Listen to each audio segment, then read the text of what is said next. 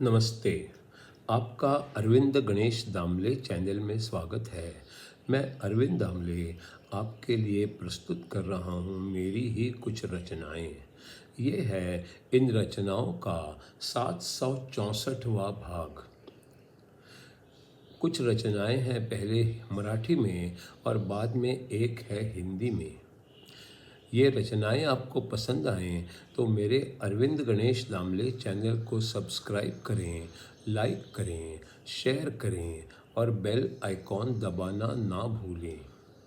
तो पहली मेरी मराठी वाली रचना है, कुणी कुणाचा शत्रू बनला तर त्याचं कारण शोधणं सोपं आहे, पण कुणी अनोळखी माणूस दुसऱ्याचा पहिल्या भेटीतच मित्र बनला तर हे कळणं मात्र अवघड आहे. कुणी कोणाचा शत्रू बनला तर त्याचं कारण शोधणं सोपं आहे, पण कुणी अनोळखी माणूस दुसऱ्याचा पहिल्या भेटीतच मित्र बनला तर हे कळणं मात्र अवघड आहे.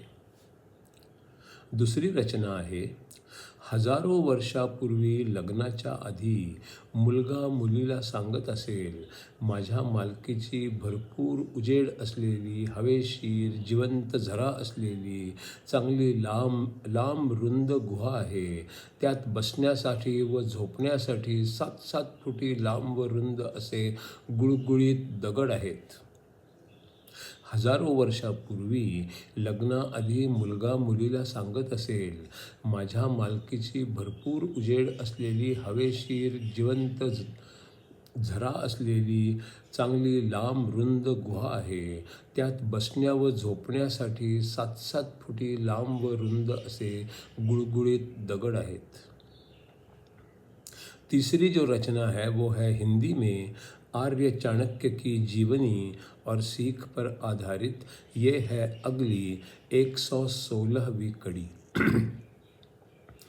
कोई यात्री वीराने में कहीं भटक जाता है और अचानक एक घर सामने दिखने लगता है।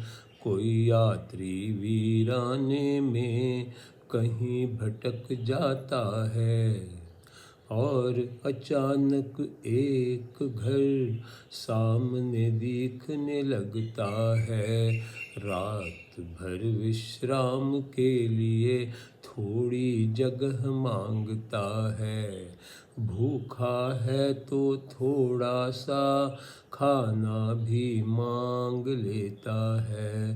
रात भर विश्राम के लिए थोड़ी जगह मांगता है, भूखा है तो थोड़ा सा खाना भी मांग लेता है। ऐसे में भी घर का मालिक यात्री को बाहर रखता है और स्वयं भर पेट भोजन अकेला करता रहता है। ऐसे में भी घर का मालिक यात्री को बाहर रखता है और स्वयं भर पेट भोजन अकेला करता रहता है। ज़रूरत में अतिथि की ओर ध्यान ही नहीं देता है। ऐसे व्यक्ति की नीयत निश्चित ही खराब होती है। ज़रूरत में अतिथि की ओर ध्यान ही नहीं देता है। ऐसे व्यक्ति की नीयत निश्चित ही खराब होती है।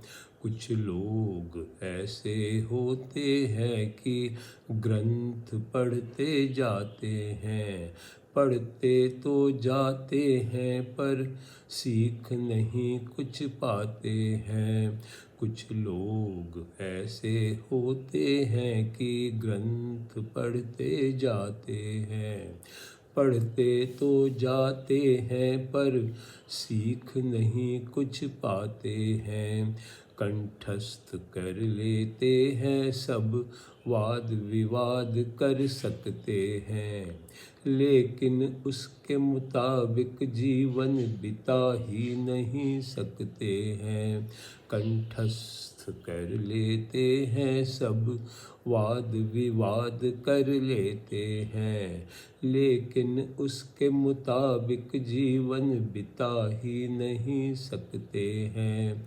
आत्मा क्या परमात्मा क्या ये जान ही नहीं पाते हैं।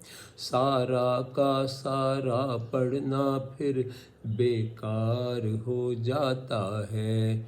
आत्मा क्या परमात्मा क्या ये जान ही नहीं पाते हैं। सारा का सारा पढ़ना फिर बेकार हो जाता है। कोई गृहिणी स्वादिष्ट सा भोजन तैयार करती है, पर खाने वाले को भूख ही नहीं होती है।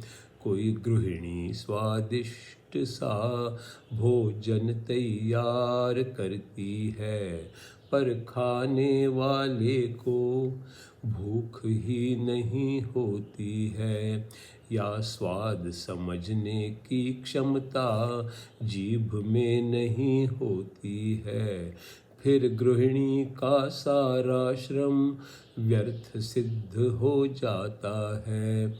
या स्वाद समझने की क्षमता जीभ में नहीं होती है, फिर गृहिणी का सारा श्रम व्यर्थ सिद्ध हो जाता है।